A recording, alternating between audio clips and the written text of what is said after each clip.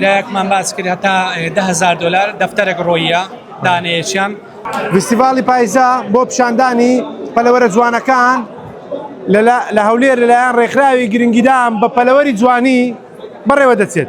جا لەم فستیڤاڵەدا کۆمەڵێک پەلەوەر و باڵندەی جیاواز نمایش کراون بەو کەسانەی کە خولیای بەخێوکردنی ئەم پەلەوەرانانەیە. من دەمێت بۆ زانیاری زیاتر قسە لە کاک جەلال بکەم. کاک جەلال دەمێت پێم بڵێ بە نمونە ئەو پەلەوەرانەی دوامانەوە چییە؟ زۆر بەخێبێن ئێمە وەکو ڕێکخراوی گرنگیدان بە پەلەوەری جوانی ئامانجمان بەرەو پێشبنی پەلەوەری ناوە خۆمانە. ئێمە مانگانە سیمینار ڕێک دەخێن و فستیڤال ڕێک دەخێن و بۆرسەی مانگانە کڕین و فرۆشتنی ڕێک دەخێن و لە فەسلەکانیش ئێستا نزیکین لە پاییزە فستیڤالێکمان بۆ بەخێوکارە بەتوانایەکان ڕێکخستووە و پەلەوەری زۆر جوان بەشداری کردیە.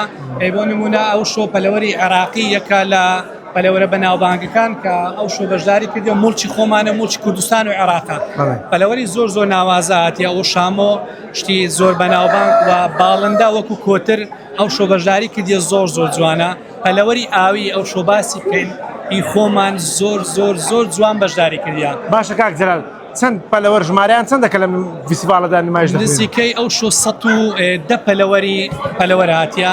باڵندە نزیکەی 42 باڵندە بەشداری کردیە لەگەر چەند بزنەکی قەزەمی زۆر جوان بەشداری کردیە. پەلەوەری ئاویش ئەو شۆ یەکەم شەوە کە شتی زۆر جوان و ناوازە هاتیە. باشە کاک جەلال دەمەوێت گرانترین ئاژەڵ یاخود پەلەوەر لێرە بزانم چییە؟ ئەو شامۆمانەیە ئەو شامۆ یەکە لە پەلەوەرە بەناوبانگەکان لە عالەم لە ئەڵمانیا لەوانە زیاتر ئیشی لەسەر دەکەن.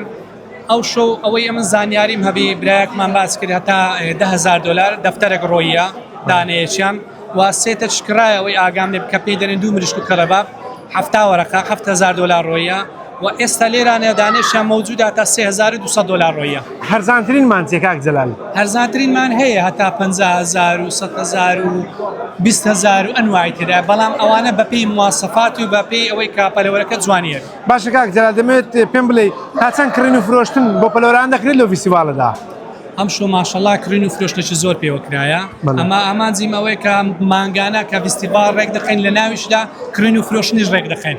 بەخێوکارەکان لەبەرەوەی لە ئۆنلاین لەوانەیە کێشەیان لە دروستبی، بەڵام دێن لێرانە بە چاوی خۆیان شتەکەیان دەبین و بەڕوونی شتەکە دیار دەبیتن.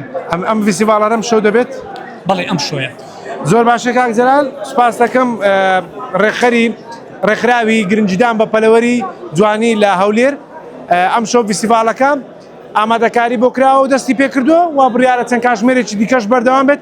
ئەو باسی لەوە کرد زیاتر لە 110 پەلەوەر لە فستیڤاڵەکە نمایش کراون و لەگەڵ زیاتر لە 40 کۆتر یاخود باڵندەی پێ دەڵێن لەگەڵ 3 بزنی قەزەمیش کەوانیش جوانێکی تایبەتی خۆیانێ لەم شەودا نمایش کراون و لێرە کڕین و فرۆشتن لە نێو فستیڤاڵەکە بازاڕی تەواو گەرمە.